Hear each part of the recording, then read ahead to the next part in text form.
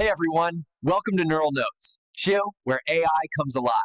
Smash that subscribe button and ride the innovation wave. Okay, let's dive into this. Have you ever looked at a graph, for a function and seen it just completely shoot off the charts? I mean, just heading up or down forever and ever? Well, that's exactly what we're exploring today, the kind of strange and really fascinating world of vertical asymptotes. It seems like a pretty simple question, right? Can a function's value just keep getting bigger and bigger with no limit at all?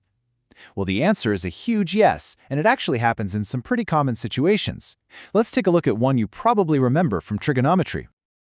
So just picture a simple right triangle. Remember how the tangent of an angle is the opposite side divided by the adjacent side? Okay, so if we keep that bottom adjacent side fixed at, let's say, 1, and we let the angle get closer and closer and closer to 90 degrees, well, something pretty wild happens. That opposite side has to stretch higher and higher, basically racing up towards infinity. It never actually gets to 90 degrees, but its value just keeps on climbing. That picture of the tangent function just shooting up is a great way to think about it. But, in math, we need some clear rules. We need a formal definition for this invisible wall that the graph gets super close to but never actually crosses. So let's lay down the law. Here it is in all its glory. So a line, say x equals some number a, is a vertical asymptote if the function's value, that's the f of x, just explodes to positive or negative infinity as you get unbelievably close to a from either side. The key thing here is the y value gets enormous as the x value hones in on one very specific spot. To make that definition feel a little more real, I want you to think of a vertical asymptote like an invisible electric fence. The graph runs right up to it, getting closer and closer. You can almost feel the static, but it can never ever touch or cross that line. It's forced to just turn and run alongside it, either straight up or straight down forever. And this whole approaching infinity thing can happen in a few different ways. A function might shoot up to positive infinity as you come at it from the left, or maybe from the right, or hey, even from both sides at once. The really important thing to remember is that just one of these happening is enough. That's all it takes to have a vertical asymptote. And it works exactly the same way in the other direction. The function's value can also just dive bomb down to negative infinity from the left, from the right, or again from both sides. And just like before, any one of these scenarios means you found that invisible fence at x equals a.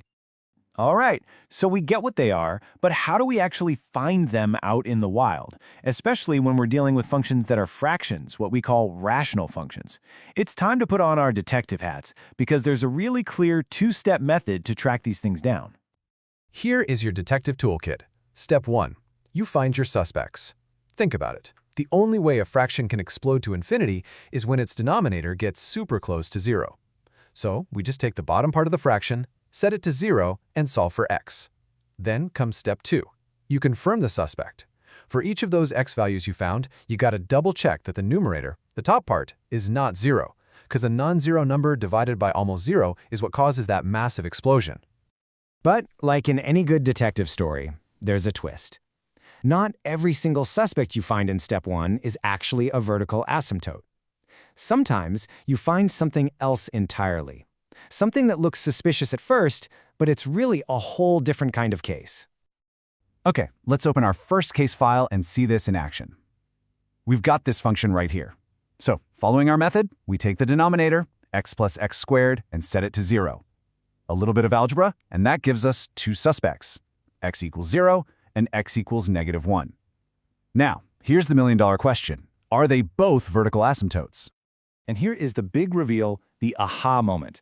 Let's check our suspects. For x equals 0, the denominator is 0, but the numerator is 1. That's a textbook asymptote. But when we check x equals negative 1, something interesting happens. Yeah, the denominator is 0, but if you plug it in upstairs, the numerator is also 0. And when you get 0 divided by 0, that's not an asymptote. That's usually a hole in the graph, just a single point that's missing. So our second suspect is cleared. It's not the culprit. Okay, detective, we found our true asymptote at x equals 0. But our job isn't quite done yet. We know where the invisible fence is, but we don't know if the graph shoots up to the sky or dives down to the floor when it gets there. To figure that out, we have to kind of sneak up on it from the side. So let's take a new, simpler case to see how this works. Y equals 5 divided by the quantity 1 minus x. We know for sure that x equals 1 is a vertical asymptote. Denominator goes to 0, numerator is a solid 5. But let's ask a really specific question. What happens as we get super close to 1 from the right side, from numbers that are just a little bit bigger than 1? We can solve this mystery pretty easily by just plugging in some test values. Check out this table. Notice what happens if we pick a number just a tiny bit bigger than 1, like 1.01.